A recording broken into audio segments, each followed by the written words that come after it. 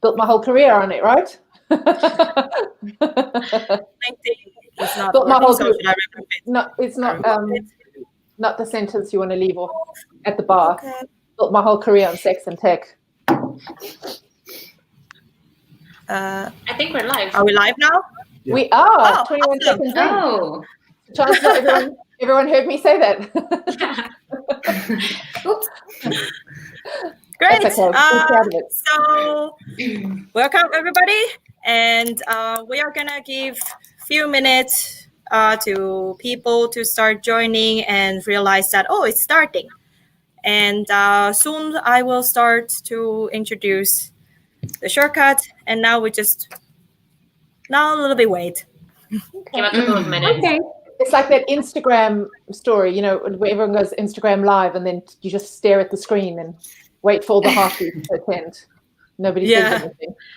Yeah, exactly. We already have started to have people. Oh, and for the people who are already here, if there is some other link that appears on the comments and say, watch my Startup Debut SexTech live here, don't click the link. We are the SexTech live, and it's probably some kind of virus bait. Okay. In the comments, so. People are gate crashing our SexTech talk. It's just, I think it's a triggering word, and there is like also, see now it's coming again. Taboo. Like it's a triggering word, and then there's some like Facebook bots that they have been like interested, and then they have different dates. Okay. Again. There you go. One challenge. That's one challenge of working. That's right. That's right. So when we talk about the discomfort and the navigating the digital world of sex tech, this is one of them. There you go. Okay. Fantastic. Yeah, and also it's my first time to organize event in this topic, and then I realized that when the Facebook event is out, and there was like so many interest, and then when I go to to see who are actually the profile, and maybe half of them are just bought with the profile picture a little bit more skiing than usual. So in other words, I'm talking to Pornhub. Yeah, that's right. Yeah. So it's really interesting to see how this kind of trigger a lot of buzz, but then how many percentage of them are real person. Mm-hmm. Yeah, absolutely. And you weren't blacklisted at all, or you were okay to load it up and advertise it? No, we were okay to advertise it, and also because we have the registration on Eventbrite, that was also fine. It's just on the Facebook page we see a lot of interest from interesting looking accounts. Okay. Interesting looking. Very well played. Yeah. Okay, I think we are. So it is real. Hi. Yeah. Hello. Happy to see that somebody's real. Good. I think maybe I will start with the introduction of the shortcut, and then we will start the event. And we have already now more and more people coming. Welcome everybody. So let's do this. Well, hello everyone. So I'm Vicky. I'm the event and community manager at the Shortcut, and I believe most of you, especially the Helsinki-based people, already know about us. But I'm just gonna give a little quick introduction of the Shortcut and what do we do. So we are the biggest talent accelerator in the Nordic, and what we do is that we equip talent with the skills and network they need to accelerate growth and innovation in order to become an entrepreneur or work for a high growth company or a startup. And at the Shortcut, we are for the people, by the people, and this means that we support each other in the pursuit of employment, entrepreneurship, and giving back to the community. We're a nonprofit organization owned by the Startup Foundation, and we're a sister organization to /Maria01 Wave Venture and Junction. And it's very easy to get involved, to stay connected with us. We post update about upcoming events and all kind of information on our social media channel. You can find us on LinkedIn, Facebook, Twitter, Instagram, also YouTube. And this session will be saved on our Facebook and also YouTube channel. You can go back and visit it again. And however, the easiest way for you to stay updated and connect with us, of course, is to subscribe to our newsletter. And you can subscribe to our newsletter from our website. And of course, all our events are free to join.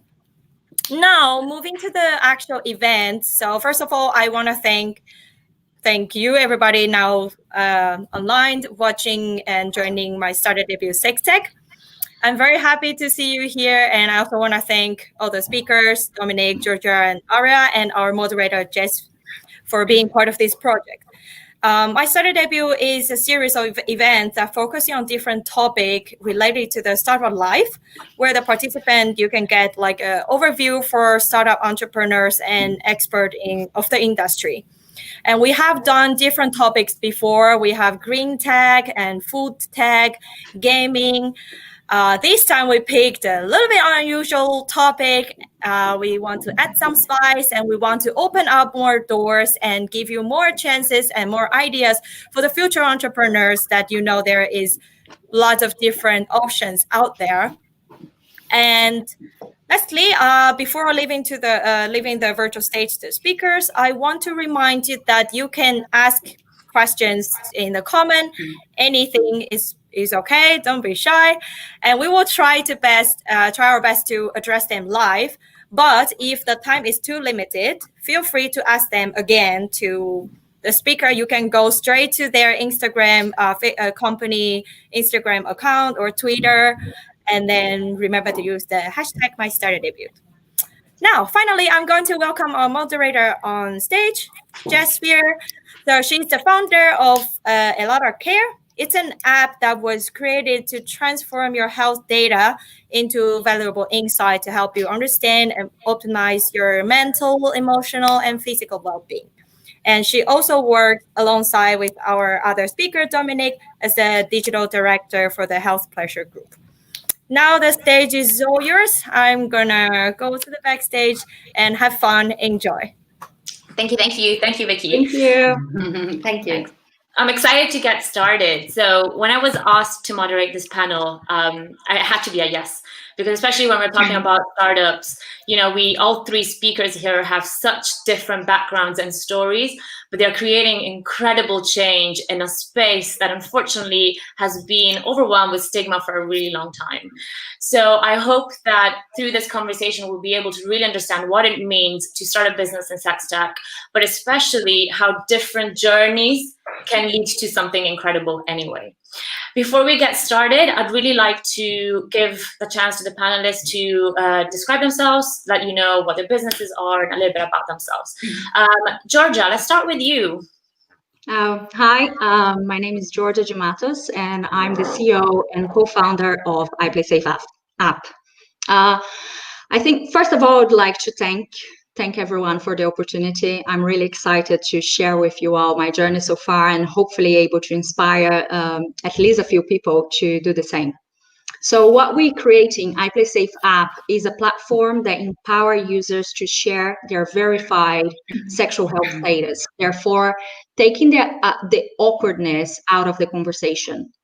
So what we're really doing is removing the element of shame and awkwardness that is prevalent on the conversation when you have to share your status with someone.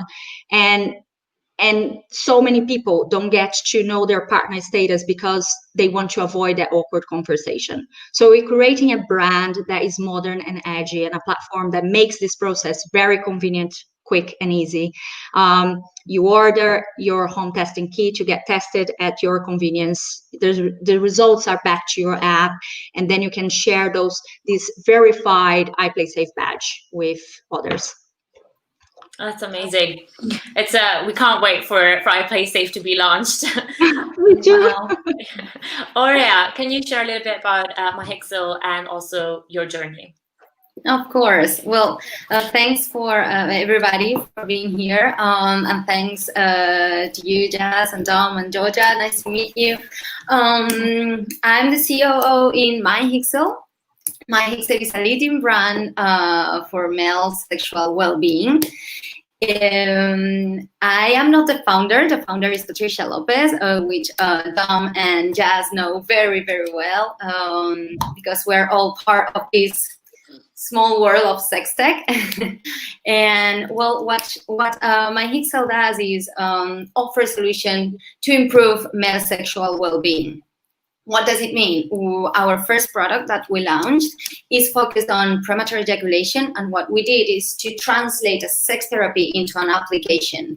And in that application, we gamify the sex therapy, and you have to exercise with a pleasure device, which is anatomical, and it's the result of a great effort of design and science-backed. Who am I? I was in the tourism sector. I didn't have anything to do with sex tech, but when I went to the interview, I met Patricia, and we clanched really well, and I thought, okay, this is a great idea. I want to be here. I want to spend my days here and spend my hours, because I was used to work a lot for people who didn't have a really open-minded, and I thought, I think I can do something great here in this team. So here am I now, and well, along with HPG, we are doing great things. Yeah, I'm really excited to really dive into more about your experience switching from a travel industry to the sex tech industry and what that looks like. Very, very excited to cover that. Dominique, could you please share a little bit more about HPG? Yes, so first of all, thanks for having us.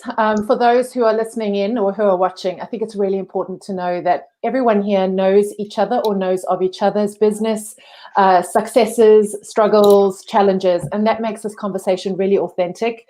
And I really hope you take, quite a few golden nuggets from this conversation. What is HPG? We are the only global outfit dedicated to sexual health and technology, and we're powered by a few different entities. One is a communications agency, which is really all about bringing brands like iPlaySafe and MyHixel to the market, reshaping the language, reshaping behavior, shifting consumer behavior, as well as placing the product in different places, which we'll talk later about how that shifts and changes behavior in an industry or in a world where traditionally we have been underserved and ignored for centuries. And I don't just mean women, I also mean men as well. We also have the only commercial innovations lab. We have the first hot off the press venture arm, which is called The Fund, which is dedicated out of Los Angeles in the UK, which is a fund dedicating to bringing investment into sexual health and technology. We also have The School, which is right now your online place where you would meet influencers, researchers, bloggers, sexologists, and really bringing the authority to the industry for consumers to be able to learn and educate. And then another one hot off the press is we have what we call The Finance, and that is a strategic partnership with the world's first digital bank. And that's all about fluidity in the process of investment coming into the industry. Our pure mission is through three-prong approach: innovation, education, and investment. And that's what we do as an ecosystem, which means I get to work with all of you lovely people all day, every day. That's incredible. What a panel. So to get started, Dominique, I think it's a really good segue into what motivated you to get started in this journey and in this industry. It's a great question. So just so you all know, I didn't wake up and decide to try and create an entire empire. It was a process. And I come from 15 years as a brand architect, 8 years as a BBC radio host. But it was actually, I was a mum, and I soon realized that there was just no support. and I wanted a different life for my daughter. There was no support pre having my baby. When it came to pelvic therapy, I couldn't understand why I was still walking into a store and having to only have an option of a tampon and not anything else. I was tired of looking at Instagram pictures with everyone walking out of their baby and their fridge was color coordinated and moms were looking beautifully styled and thinking, this is not how my life looks like.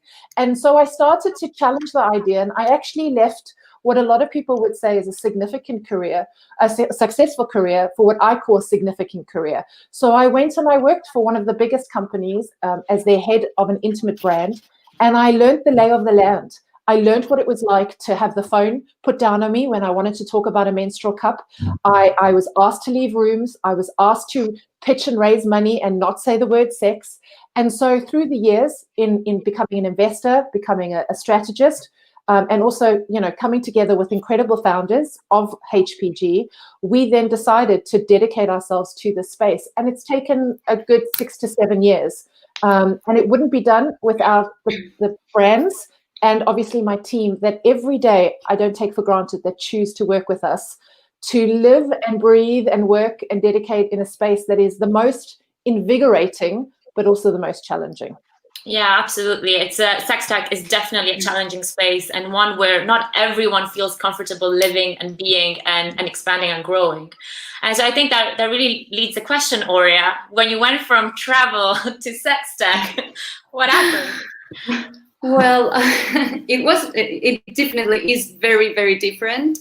When I was in travel, I was specialized in luxury travel. So I was used to talk with a lot of care and very in a very right way, like using the right term and the right words always.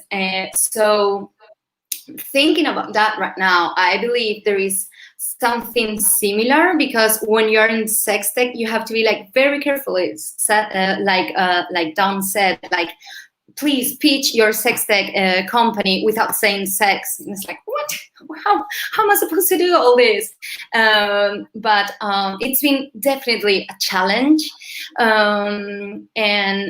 And what I love the most is that the feeling of creating a new way to educate and a new way to approach to sex with an honest conversation, with sincere communication, and without a performative way of living your own intimate life. I think we are all used through Instagram and Facebook and all this social media life. We are used to perform everything before all the people, and now we are just saying, hey, you don't have to perform, you just have to live pleasure and please have an honest conversation without all those colored bridges, such as Dominic said. So it's been a great journey.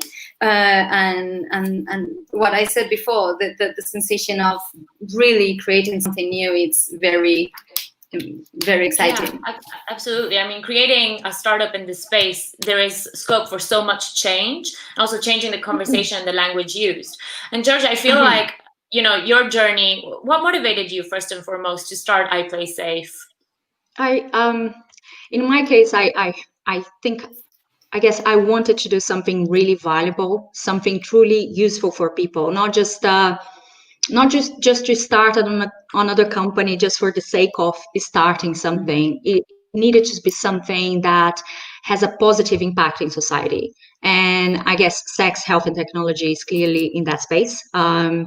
And for me is, I was able to identify a problem, and when I identified that problem, I thought, yeah, it is something that it's I can create, like, solving this problem, I can create a positive impact in society, so that's how it came about. How long did that take you? From the moment that you identified that there was a problem, how long would you say that journey took from, okay, I can see that there's clearly a problem and I want to do something about it, to actually deciding to do something about it? So we identified a problem of the rise of STI due to online dating and the hookup culture, because the people don't have the confidence to ask their partner status because of the stigma attached to it. So we definitely needed to fix that. Another problem is that even though a lot of people know the importance of asking for their partner status, when they do, a lot of time the reply that they get is like, yes, I've been tested, or don't worry, I've been tested just like a few days ago, a month ago. And until today, there is no way to verify their sexual health status, and especially for the younger generation, they feel embarrassed to continue that conversation and say, "Can I see your test results?" Because they feel that maybe the person will feel offended with the lack of trust. Or so what happens is,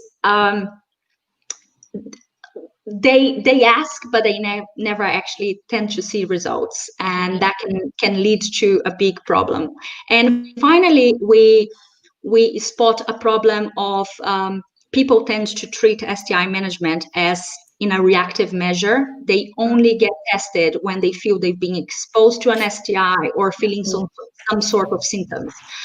And however, iPlaySafe app have a different concept. We see STI management as prevention first. We feel like if you have an active sex life, you should get tested regularly. Our motto is test, share, play, and that's exactly what we're encouraging users to do. So I guess from discovering all those problems all the way, we're not there yet. We still like on the process, because we didn't launch yet. So we spotted the problem back in October last year, and we started straight after.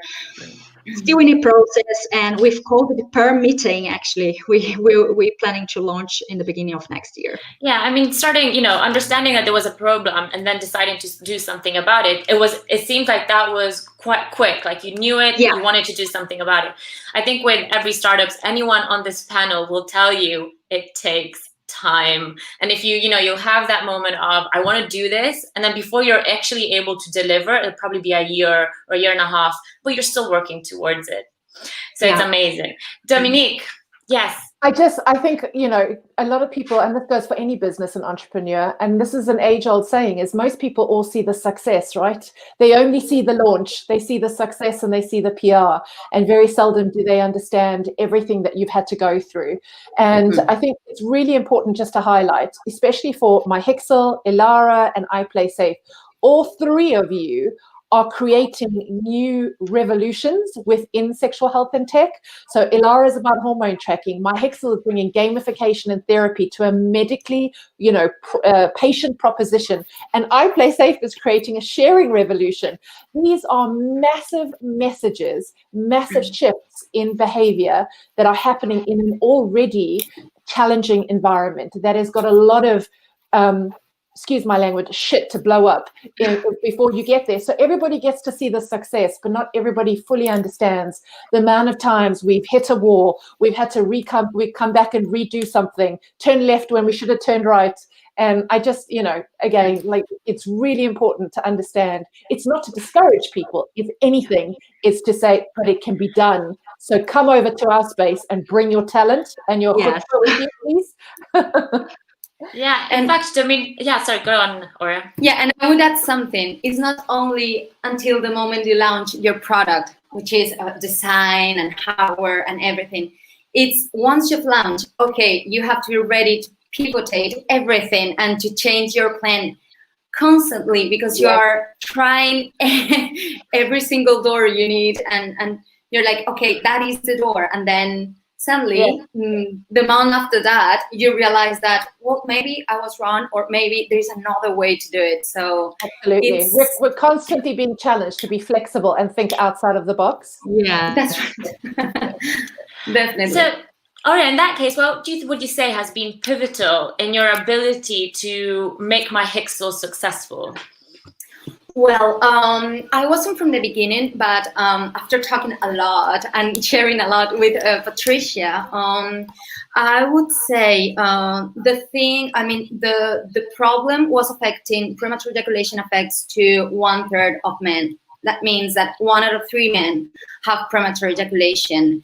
Knowing that, and also finding out some scientific research about premature ejaculation and about which kind of solutions they were offering, I think that it was mandatory and it was pivotal to find a great team of people, specialized people such as sexologists, urologists, psychologists, who were aiming to have a new solution besides cream and sprays, all these medical and pharmacological solutions. So knowing that there was already a community of specialists that needed this kind of product was pivotal.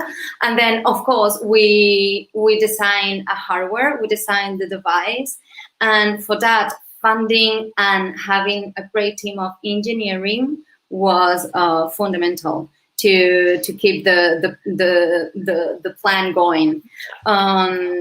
Yes, I would say that that's it. And well, also finding people specialized. I mean, to know how the sector works and to know how the market works also helps. Patricia used to work in the sex industry now, sex sector, sex market, and that helped her a lot to understand what did the community wanted, what was where was a lack.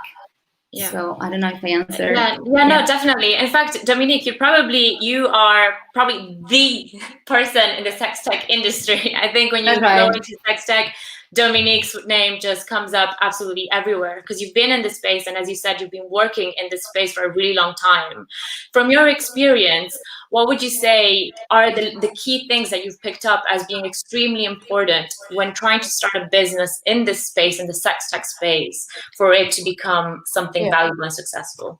I think really there's a lot. This conversation could go on, but I think the core, and also what all of you have displayed from the beginning, which I do believe will be the DNA of your success, is that, remember, we live in a world in sexual health and technology where this market, the idea is to close the trifecta between sex, health, and tech. So you have a lot of different ways to communicate and offer a product and a solution.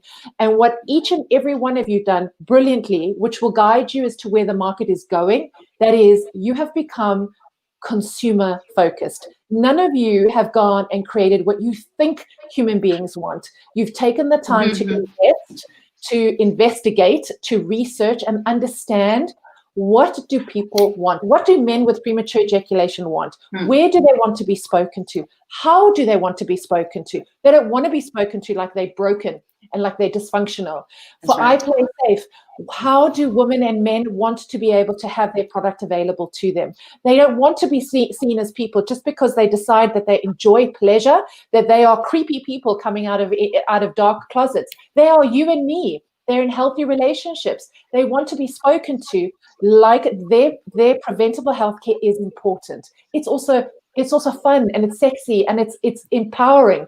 So Elara.care, the same. You have considered what us as women want to know about our data. We don't just want to see a graph. We want to know what it means to us. Does it mean that I need to eat differently when I have a menstrual period? Yes, I want to know that.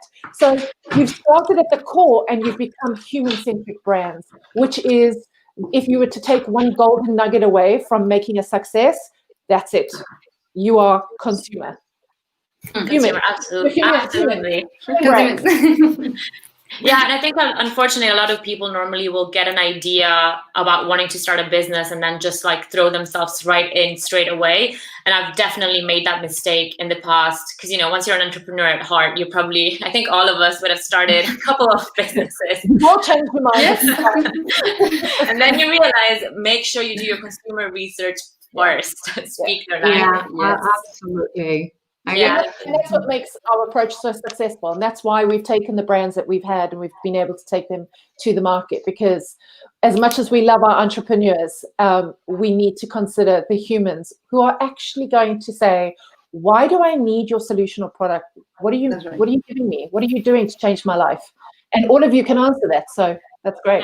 Absolutely. Yeah, I guess there is obviously a great deal of factors that can influence and be the difference between success and failure. And we always start with an idea, right? It's only an idea. In my case, when I came with the idea of a sharing platform, I thought, great, nobody seems to be doing that. There's definitely a gap in the market. So you go and you bounce back your idea with friends and family, and I did got a lot of positive feedback, which I thought was super excited, because at the time I actually thought that just having a great idea was the key to success.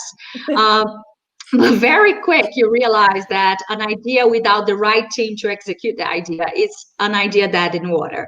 I had zero background in medicine. I knew nothing about the medical sector, and I definitely needed the right partner. And together we needed the right team to execute the idea. Because if you don't, like, there is no that like an excellent idea, great idea, it's not a key to success. And also, after getting that great team and put that great team together, you also need to make that solid and put a solid business model together with a clear path on how the company will generate revenue. Because without that, also it becomes very difficult to raise funds, and without fund, you go nowhere. So I guess they're all very important things to success. And can I just add to that and say, when it comes to investment, because women alone, we only get about 2% of investment. So investment into sex tech is 0.0001. So in order, you can have the best idea and you can have the best team and the best execution plan, which is everything that investors look for. But in this space, you need to have a bit of grit. You've got to be able to take 1,000 no's and just be perseverance. And so curiosity and passion is like, it's a daily dose of caffeine every single day. And it is changing. Is it changing fast enough? Absolutely not. And so every one of you I know personally has that grit. And you do, because unfortunately, women, we traditionally, historically, have been so underserved, not having any solutions. And then as humanity, men and women, this is not something that has been in our pipeline to help us move past the taboos. So now we're having to ask people for money for products like something that you put your phallic into. And here's a test that you can see if you have gonorrhea. Please, can I have your money? And explain to someone across the counter who it isn't relevant to their daily lives until we educate them. And then we start the conversation about, all right, now invest in this $1 trillion industry, because this will be the next $1 trillion industry. I'm sure this is recorded somewhere, so you can come back and play. There's the next question that I have. I really would love for all of you to answer, because it's a pretty important one. I think it's always good when you look back at your journey. It's that question of, what do you wish you knew before you got started? So, Georgia, let's start with you. I guess do your research, and when you think you know everything about the subject, go back and do it again and again and again. In our case, I haven't done my research. We haven't done our research really well when it comes to knowing the difference between launching an app and developing an app and developing a medical device, an app that is a medical device. And that cost us a great deal of time and money, because we started developing our product with developers that didn't actually have the right accreditations to do the job. So we had to restart the whole process. And those types of mistakes, I guess, for a lot of it can only happen once, because it really can cost your business. In our case, we're lucky to not we recover from that, but in a lot of business would get them to be bankrupt, I guess, just even before launching. So it's very important to do your homework, do your research. That's a very important lesson. No, and that's a really, really good one as well, right? Because you might go into it and you think in that moment, because of the excitement, this is it, this is correct. And then, it's also relying on the team around you to be able to support you in that instance, to kind of help you get through it.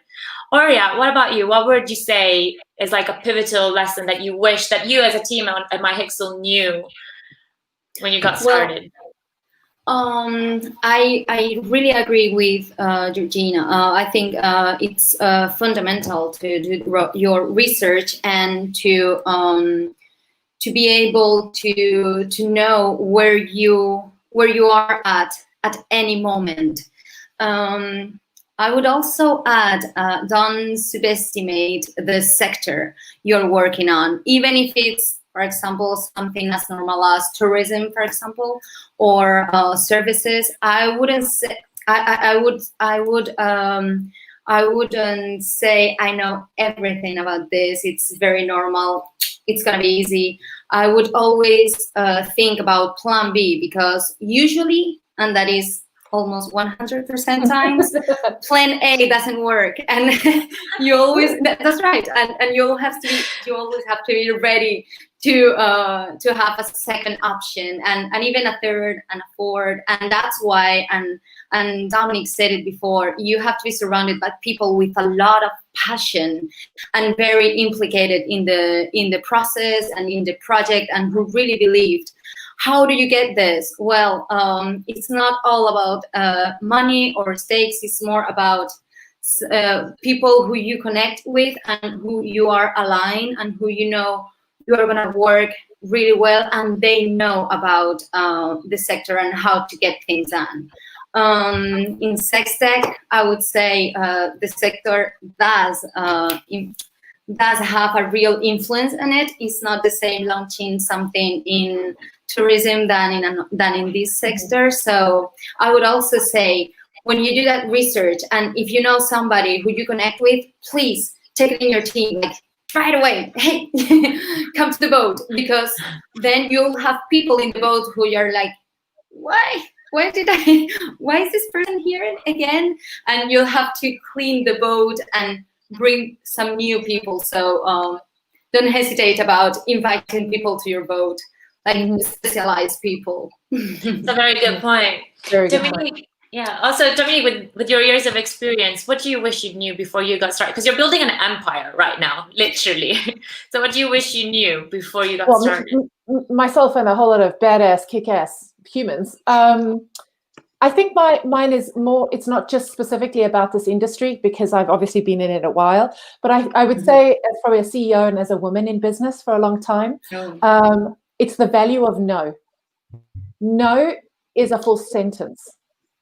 It doesn't, when you say no to something, it doesn't mean that you're mean, like we've been taught to believe as women in business. It doesn't mean that we're unkind. It doesn't mean that we're selfish. It means that you have the ability to invite and say yes to the things that mean something to yourself, your team, your business, your life plan. The idea that not every distraction is an opportunity. So learn the value of no, and don't be afraid to use it. I've learned that later on in life. And whether it's, to balance your time and your capacity and realize just how much your companies, and we all can experience this, take away from us. So whether it's taking away from us as humans, from our partnerships, from our parenting, motherhood, it is you live, eat and breathe it. And so you have to learn the value of no. It's not a mean word. And I never really fully understood that until probably a good 4 or 5 years ago.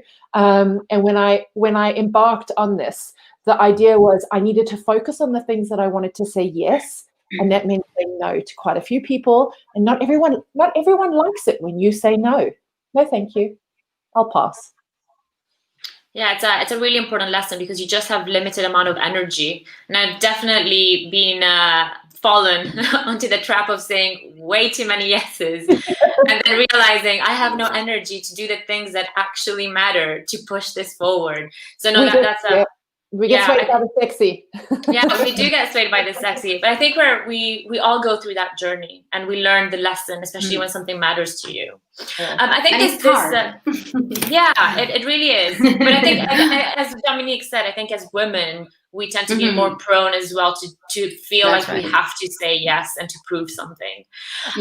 This actually leads me really, I just want to kind of talk a little bit about this sex tech industry, because I see we're talking about sex tech, and I imagine that a lot of the people listening in today are wondering a little bit more about this space that does sound very, very sexy on the sound of it. I think we've all thought, ooh, sex tech, interesting.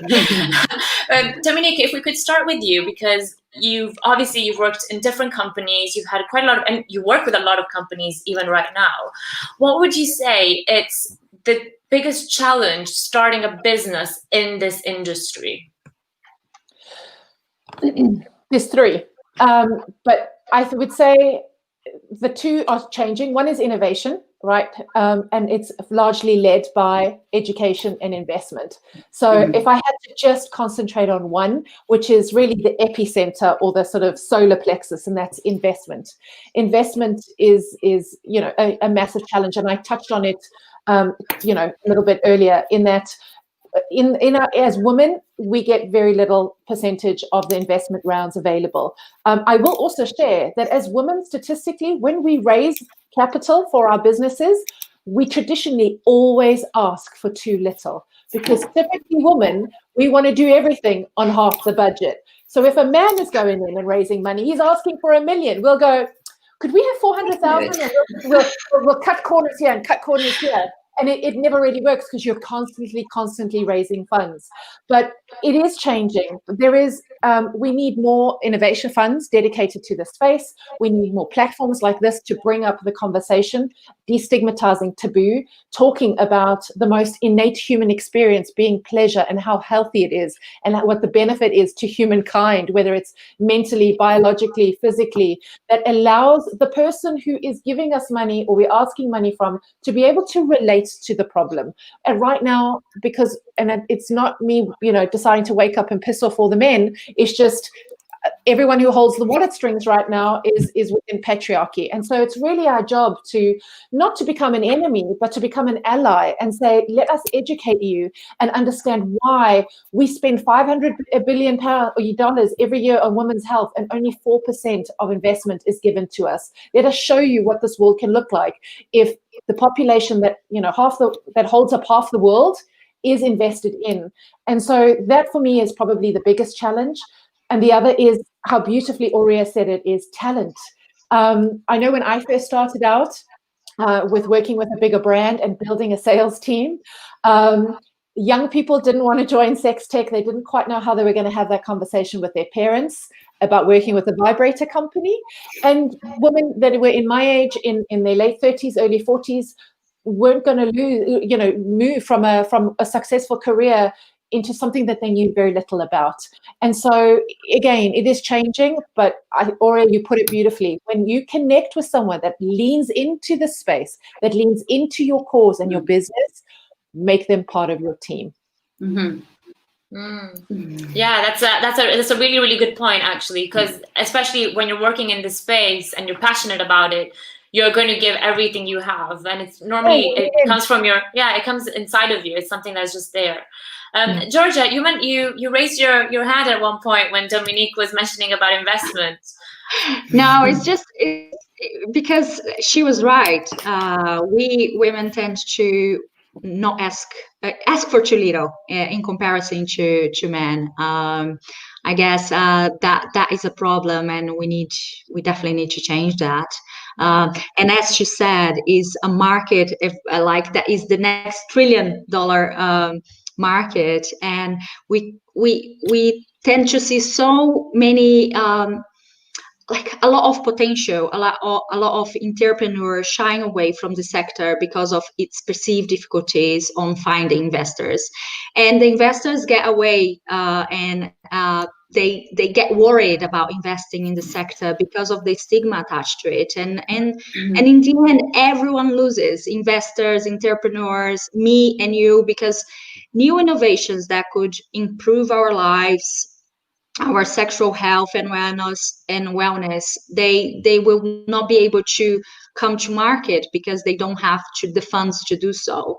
And it's such a shame that still nowadays, like company like ours, we have to position ourselves as like health tech, because you can't say sex tech, because it's still like so much stigma related to the word sex tech. So we need to demystify that. And but from now, that's unfortunately the reality. But I guess sex tech is very lucky to have strong women like Dominic, like trying to take this taboo and all the stigma out of the sex tech sector. Absolutely. Aurea, you wanted to mention something.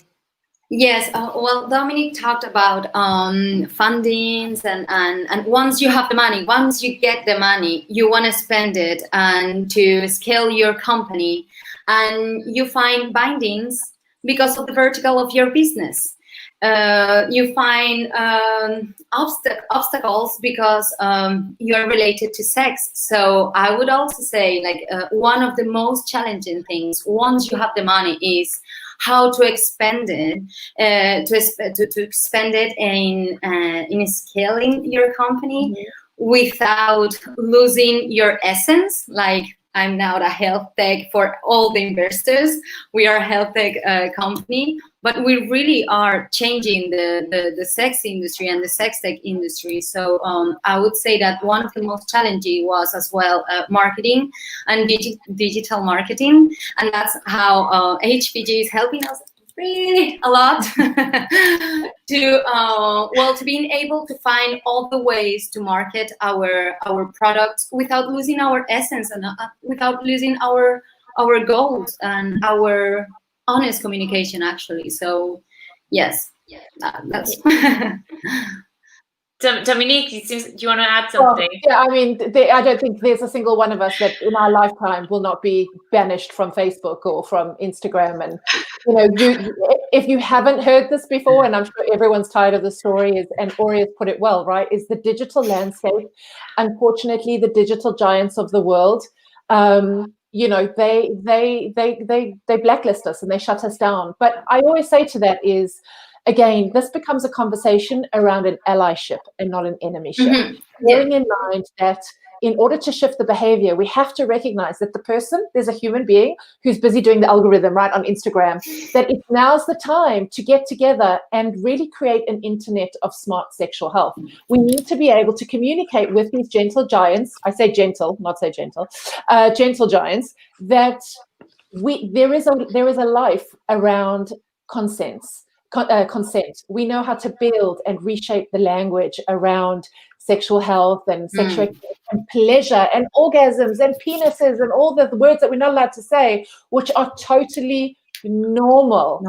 So, you know, every opportunity I get, I always take the opportunity to say, hey, Mark, if you're listening, just by the way, you know, come to the table and talk to us, talk to brands like My Hixel, like iPlaySafe, like Alara, and many, many more that know how to consensually, with positivity and empowerment, create an internet of smart sexual health. I mean, if they all change, they might put us out of business, but I don't believe that, because there's got to be a bit of give. But the beauty about this is, while we can't all throw ourselves in the digital marketing, it means that the future of sex tech is going to look very different. That's right. Ooh, that leads us really well into the next question, actually. So, Dominique, since you've mentioned it, what does the future of sexual health and technology look like? I'm not going to talk about sex robots, because that's what everybody wants to know. And yes, they're coming, people. So really, the future of sex tech, it's not what it looks like. That's the wrong question. The question is, where am I going to experience it?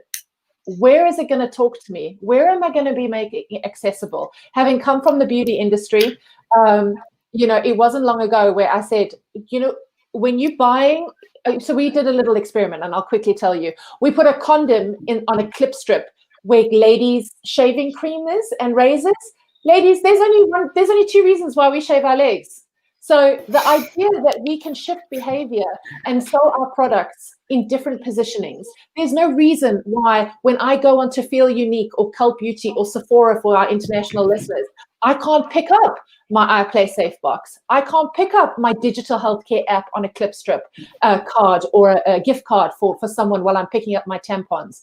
There is a reason why if I'm a gentleman and I'm online and there's clinics that are talking to me about hair loss, they're also talking to me about premature ejaculation, because they're there to enhance my sexual wellness, not to fix my brokenness, which society has told me.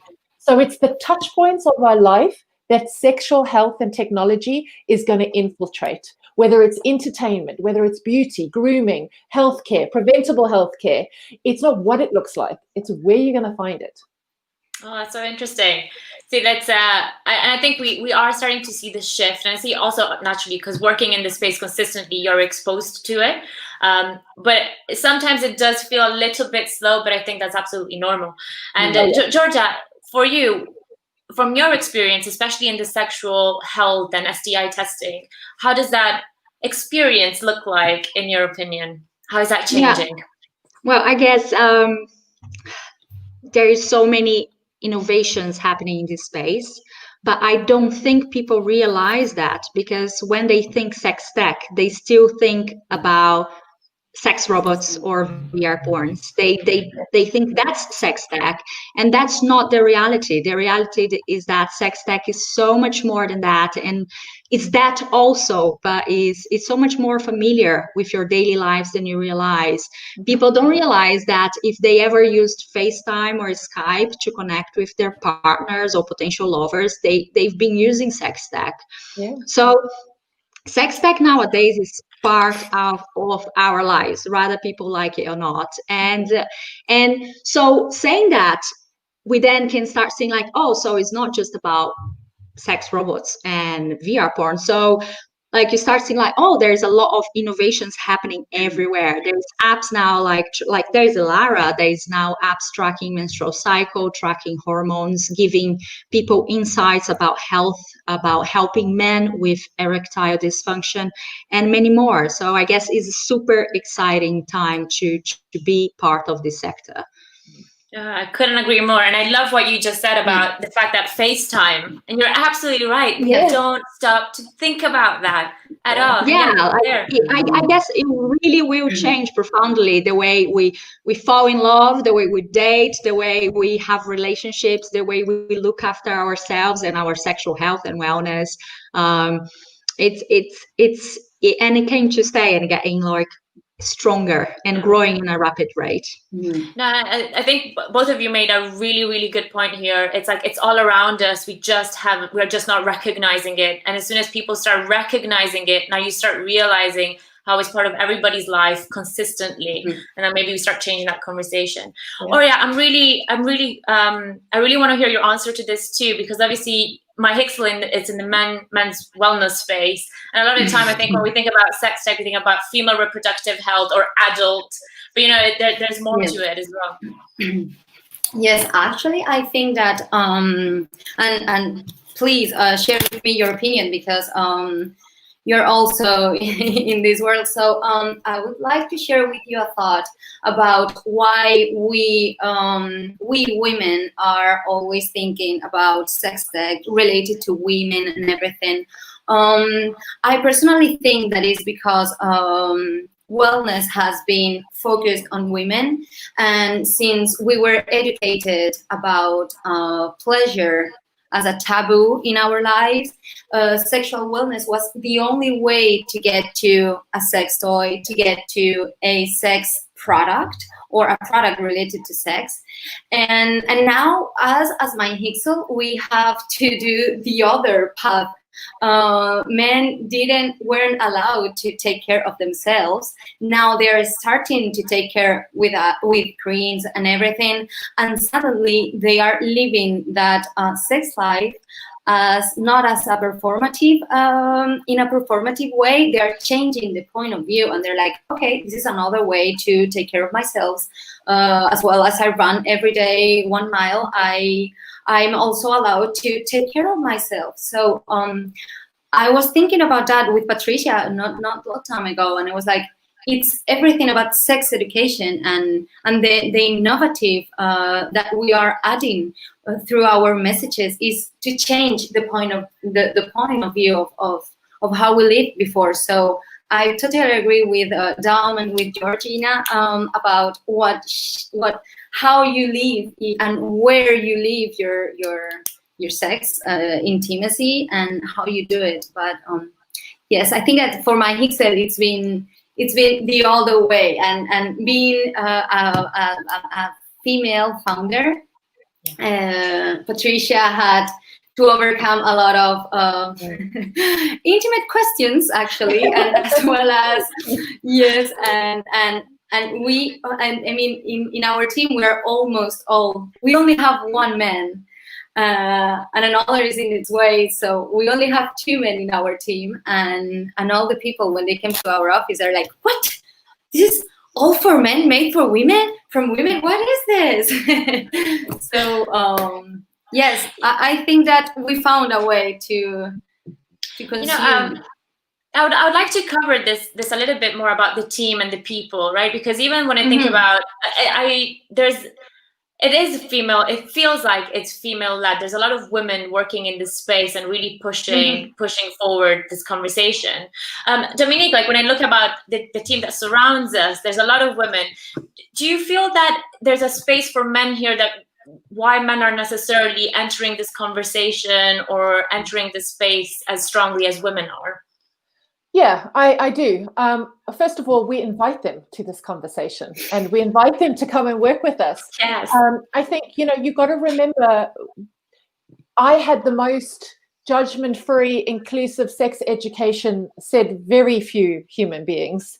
And while girls were taught, bleeding uteruses with a big warning sign that said, don't get pregnant, men also were, like Aurea beautifully put, were taught about performance. We're taught about masculinity being associated with gender. There was no discussion about vulnerability, about communication, consent, wellness. And really, when you strip it all back, the things that we look for the most is consistent messaging. In every customer insight I read or entrepreneur I talk to, it's the ability to connect. And it's the one thing that we aren't really taught. It's like sleep. It's a skill to learn the art of connecting. So if you are not used to being, for example, in an uncomfortable conversation, because in our space, we are always in uncomfortable conversations. Men also, I think, are not given the room to come to the table and be vulnerable. And vulnerability doesn't mean sharing your intimate secrets. It means being authentic and brave enough to wanting to work in the space and make a difference. It's being brave enough to put your hand up and go, I want to pleasure my partner, and I'm not broken because society calls it a dysfunction. I just want to learn that there's other ways to enjoy pleasure, because pleasure is as much my right as it is anybody else's. And if we don't arm people with the language to be able to communicate that and invite them into the room to give their opinion, because we all have a voice, a choice, and an opinion, we're not going to see enough men come to the table. However, we are seeing a lot more innovation coming from men's health and wellness. And it's encouraging to see that. Traditionally, historically, women have been underserved and ignored. I mean, do we want to have the conversation about the history of the medical generation in the 16th century that just decided to, cut out half our anatomy called the clitoris? Right, well, okay, but we've moved on. So the idea is men now also have a space for that conversation. And I think as brands, it's our moral duty or our ethical duty to include them at the table wherever we can. And I say that, and we only have 2 men too on our team. And one is a urologist and a doctor and a scientist, but that's changing. So we're constantly, having conversations, and the attitude is always positive. Men who feel comfortable and in a safe space where they're not going to be judged, they're not going to be discriminated, because I can imagine some men are probably feeling a little bit, well, if I come into the space, I mean, just now, the Me Too movement, where do I sit and how do I communicate and how do I navigate? I think it's really important to tell people, we're not sitting around watching porn all day. Maybe some of them may be friends, but we're as serious as every other industry. And so your talent and your skill set is invited to the space. Absolutely. So to all the guys listening today, if you want to get into sex tech, you are welcome. You are ready. Yes. Please join us. Talk out loud. Yeah.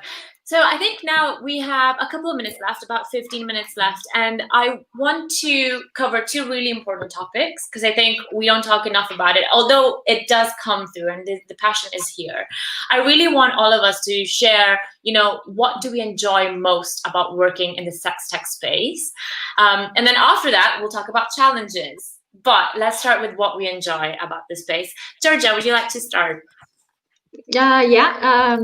I guess it's always good to be in the winning side, and I can see this industry, the industry with a great future, and because even in the uncertain times we have this crazy year of 2020, sex tech has been an industry that has continued to grow without major problems, and actually some parts of the sector has flourished during this year.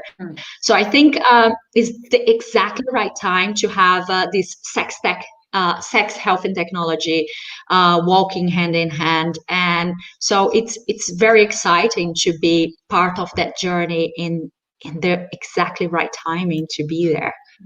Yeah, absolutely.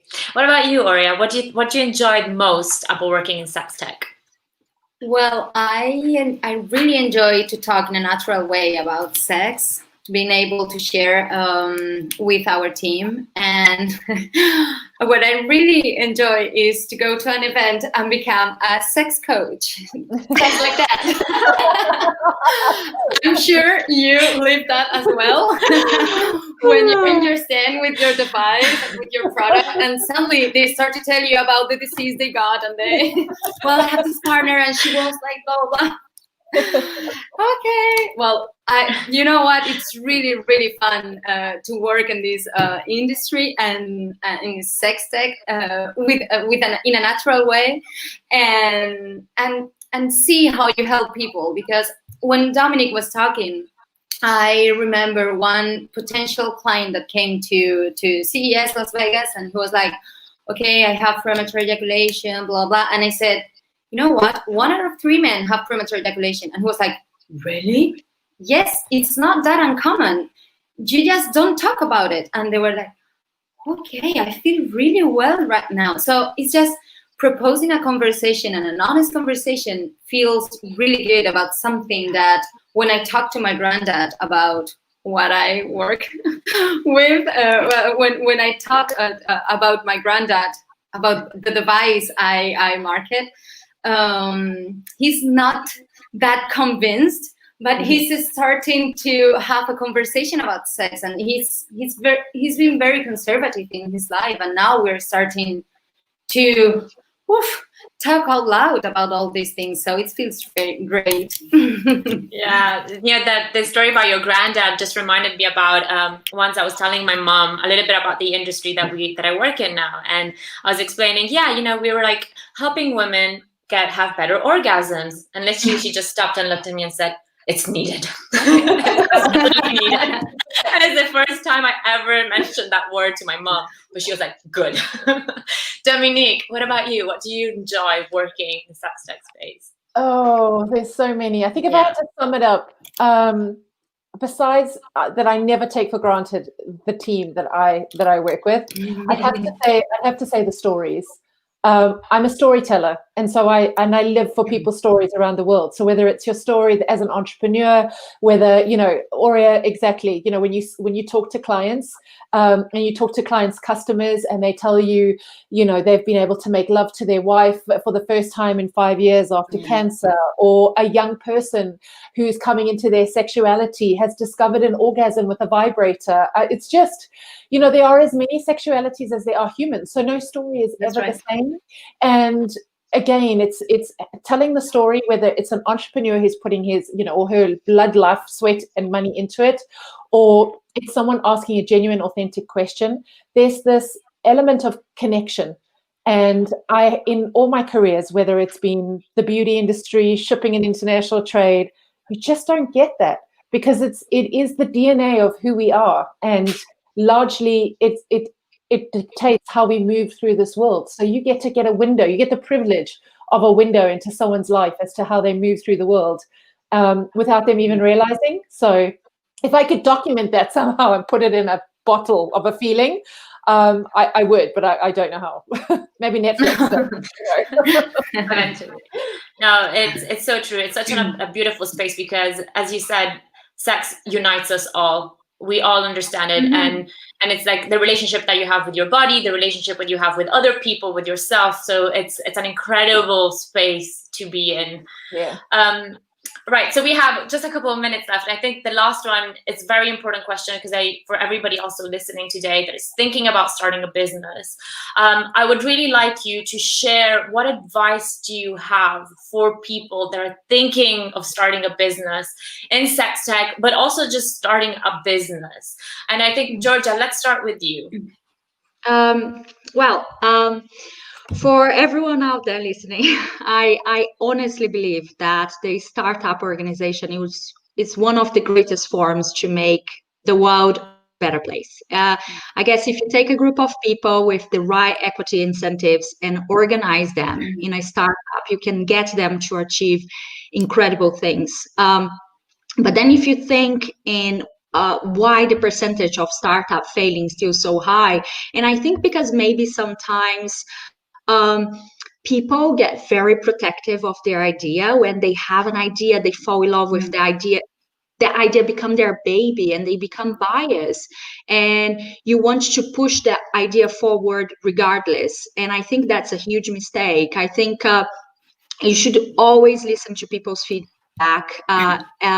It's the best way to access if the market is ready for your idea or your invention or not, is to really to ask. And I guess even before that, you should ask yourself the question, it's my idea maybe too early for the world, or maybe like meaning, do I have to educate the world first before introducing my idea?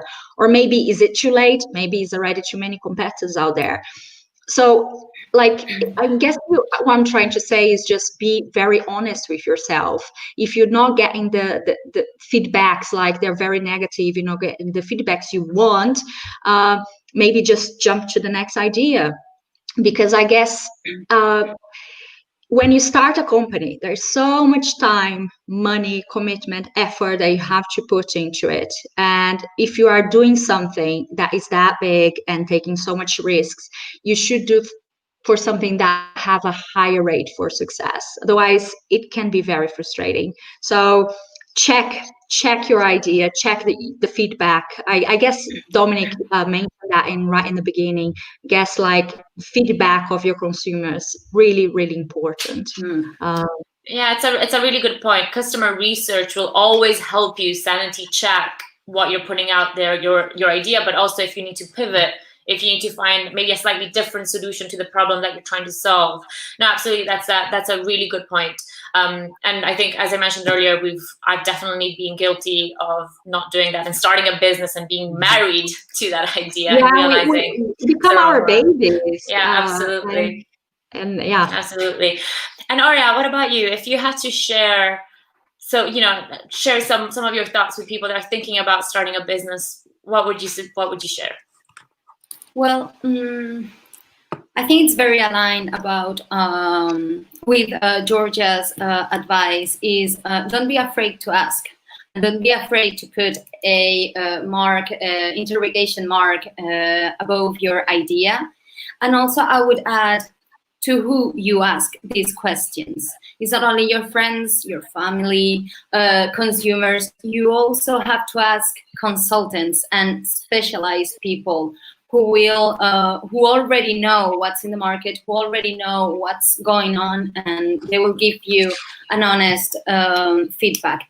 In the case of MyHixel, the scientific branch of our company, the scientific team of our company was very useful to prove every step of our idea. I mean, we were designing a device to use it in medical consultations. What do you need? And once we have designed it as we thought they wanted to have it, they said, okay, no, you need to erase this, and just keep it like that, because this is what we need in order to make it efficient in the consultation. So yes, it's not only, do not be afraid about asking about your question and having a no, as Dominic said before. It's also surround yourself with people who are specialized and who you can consult. In this case, for example, Dominic was very, very, very helpful for us when we started to work together, because she had another point of view and she wasn't afraid to say, hey, you're not going the right way if you want to sell this. You have to move forward and open this channel. And that was like, wow, okay, there are other ways to do it. And yes, I want to just add on that, because we also like, at some point we hit a wall, and it was like companies like Dominic, like having like Dominic to help us to have this consultancy, like really makes a whole difference. So having specialists on board, as you said, the godmother of SexTech. Oh yes. Not sponsored by This is not a sponsor. That's right. Dominique, what about you? If you had to share. Thank you, both of you. You know what? Honestly, you both have given the exact advice, so hopefully you're listening. But I think I've shared it with all of you. When my business partner and our founder, Dr. Maria, and I started our own product, and we started to raise our own money, there was one question we started to ask everybody. So we would tell them our idea, we'd show them the product, and then the question we'd ask was, what's wrong with our idea? What is wrong with our idea? Because like you guys have beautifully said, we get ingrained, and I still do it today with Healthy Pleasure Group. I'll ask, head of legal, what's wrong with this idea? And she'll go, everything is wrong with this idea. By the way. You're coloring outside of the lines. And I'm like, well, I'll just draw a new picture. And she's like, it doesn't work like that. And you've got to be able to work with people exactly like you guys have said. People who are not afraid to say, you're out of your mind, rethink it, come back to me.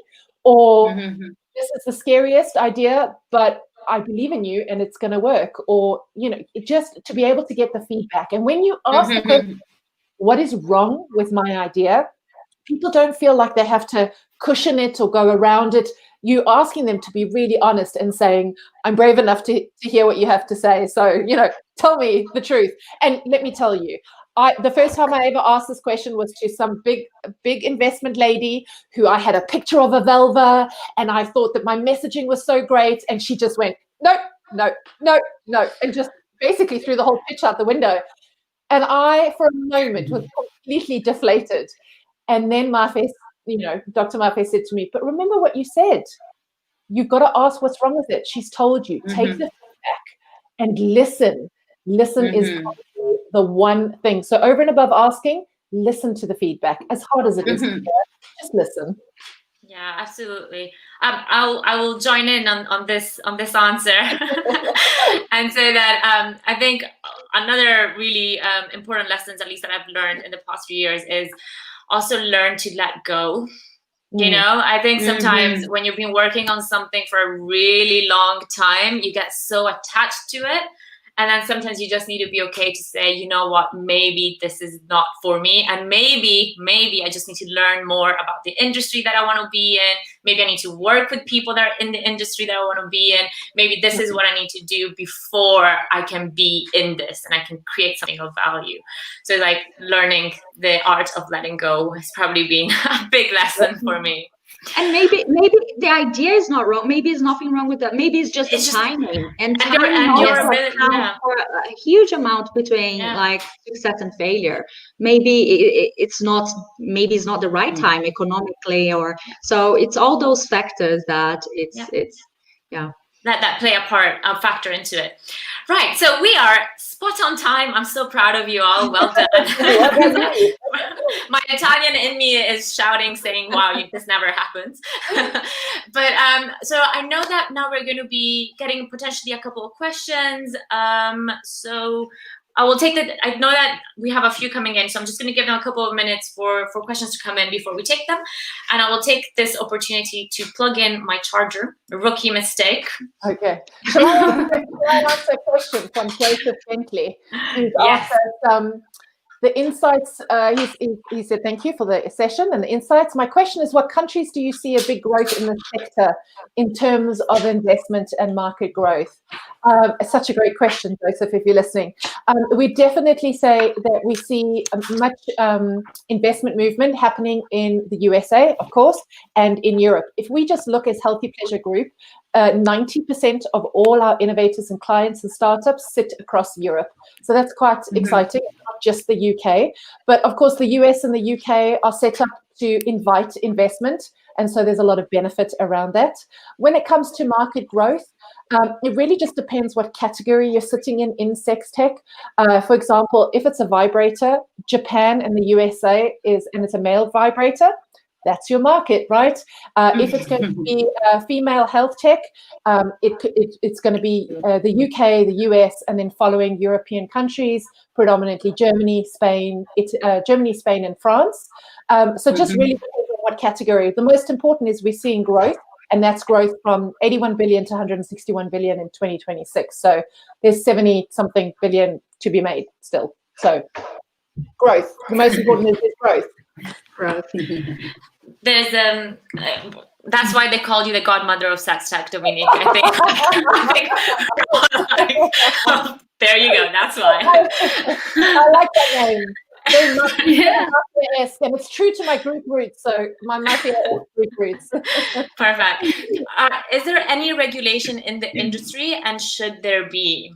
Oh, I can maybe. Georgia, go no, ahead. yes. Yeah. I guess Dominic, you can answer that better than anyone. But I guess historically, the sex tech was unregulated. However, like we can see this landscape is changing and new regulations are brought in. I say that because in our case, we now have to comply with MDR regulations. Which we will welcome with open arms, because people's personal data is extremely sensitive and should be dealt in and managed in a very regulated environment.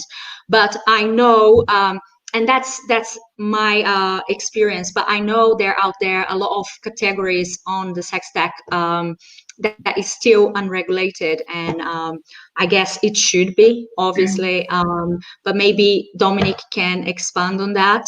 I'm going to just take it from a marketing perspective. So not as hardware or software, but from a marketing. If you look at, for example, the beauty industry, if a mascara tells you or a skin cream tells you it's going to make you look younger, there's certain regulations. There has to be sample bases. Legally, you have to have disclaimers. Right now, if a product comes out and wants to promise you an orgasm in 20 seconds, there's really no one regulating it, which will kind of dismantle what we're trying to encourage, is that pleasure is a journey and not something that you have to perform. But is that changing?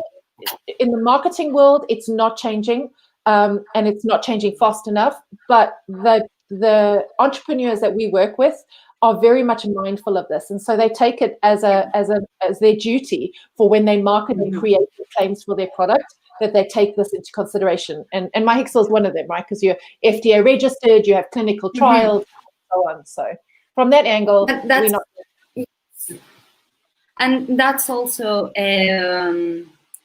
also a proof that anything is regulated in the sexes. Actually, we had to, in order to be able to sell it in worldwide, we had to register it as a medical device, and we are lucky because our goal is to control climax through sex therapy. But I wonder if, for example, another kind of sex tech product, like hardware product, will be able to be sold in other countries where sex tech is currently forbidden. So yes. Not anytime soon, I don't think. I do believe that people are working on it. So yeah, we are. We have another question here from Alice, and she says, how do you define sex positivity, and what does that look like in practice? That is such a great question. Yeah. Yes, it is. Okay. It celebrates people, yourselves, on innovating and pushing boundaries in sex tech. My question is, how do you define sex positivity, and what does it look like? Here's the bottom line. We don't define sex positivity. We empower and we reshape the language so that you own your own narrative of sex positivity. Whether that starts with a conversation around consent and moving and your body parts for children, right? And arming them with the language around what their body is feeling and who is making their body feel that way, and consent, or whether it's arming a woman who has just had a baby, who's looking in the mirror, who's thinking that her body isn't the same and she doesn't feel the same, and her clitoris has been relocated into somewhere where we don't know about because no one spoke to us about it. It's all about education. It's all about positive, empowering words and reshaping the language and arming people to create their own narrative, to provide a safe space, their own safe space to discover pleasure, judgment-free. Yeah. I would say that it's not about imposing a new imaginary. It's not about imposing references. It's about showing you some references, and as Dominic said before, there are as many sex sites as people. So it's not about showing you how it has to be. It's about giving you some tools so you define it yourself. And it's a great exercise, like a daily exercise. It's not easy because we've been educated to do it in another way and to be like, you have to be like this. But it's very, very, it's a very healthy exercise. Yeah. And I think be mindful. If you're starting a company, start right. You start with a sex positive message. We start with, now we saw the Me Too movement, the Black Lives Matter, and the importance of having more Black representative and in your brand, and just really I guess just as important as the sex positivity is all those, if you're starting something, really start with this positive message from the onset. Because what we came across is a lot of brand having to rebrand or reshape or redesign their whole concept because they haven't thought about very simple things that would make people feel more included, more included in the brand in general. Yeah. I think what I would add here, because I feel like it's quite important. This is a new space, and I think everybody, we are learning, and us ourselves as founders are still learning, right, to navigate this space. And so we should be. So it's okay, for example, to get it wrong and then to fix it and to say, you know what, actually, I want to make a change here because this is how we want to move forward. Okay, so there's another question. I think this is specifically for Georgia. Do you think iPlaySafe can further stigmatize the STI subject? As I understand, if someone tests positive, they won't get a green badge, obviously. However, there are plenty of people who are living with, for example, herpes virus, and who manage that and still have sexual partners who are aware of the situation. I am just thinking, won't the app mean no green badge equals you're nasty, not clean, even though you actually get tested regularly, are aware of your situation and manage it? That's a very good question. So, the idea of having a green badge or a blue badge, it doesn't mean you are clean. And we hate this word. It doesn't matter you are safe to play, or having a red badge doesn't mean you are not. What we're doing is just nowadays people feel that it's a lot of stigma is still attached to test results. They don't want to show each other test results, because when you show each other test results, you're taking out of the whole fun and the whole you show results, you show the name of diseases and all that. So we're trying to take that away and allowing people to show their badge. In regarding to can I see the question again? And regarding with herpes, for example, like unfortunately, that's not a pathway that we will deal with it in the beginning, because it's something that, so when you get tested with iPlaySafe app, we only can get tested at the moment with 6 sexual health infections. Herpes, unfortunately, is not one of them yet. But when it is, the idea is to have a pathway where people can show to each other that they have the same positive frame of mind of getting like in a preventive way. Did I answer correctly? Yeah, absolutely. And I think it's here what we're with iPlaySafe, at least what it really inspires me and I look forward to is really changing that narrative that it's you should be ashamed of asking, when actually it's like I play safe and I get tested regularly and I'm proud of it. I think what she meant is that if you test regularly, you will still have a positive for herpes, for example, because you cannot have a negative for herpes. So I guess in that case, we really are, for example, for HIV positives as well, is something that we want to address at some point. We want to, in the future, have a platform where people with HIV positive, they will still be able to get tested and prove they are using PAP and they are undetectable, therefore untransmittable. So things like that, I think we still in the V1 of our app, but things like herpes, for example, we definitely want to address. Probably not right away in the beginning, but the idea is definitely not like make the stigma bigger, but like really take it away. Yeah, that makes so much sense. Dominique, you wanted to add something here. Let me just quickly add a sentence to that, because I know we're part of iPlaySafe. iPlaySafe is a facilitator. It's your friend, it's your confidant, it's your medical support, that if you're being tracked and you're wanting to share, remember, it's not just for yourself to track, but you're wanting to share what your results are. It also comes with a lot of support, and education. So now you don't have to educate yourself alone, but can educate the partners you want to play with. You know, I have HIV, but I take this, and this is my lifestyle, and I can play safely, and I join you to live the life that I choose. And so it's definitely not a result. It is a sharing. It's a facilitator to have this conversation in a very safe environment. And I guess like the problem at the moment is people, because we haven't launched yet, people don't really understand yet the badge system. So they feel like, oh, green badge, positive, red badge, negative.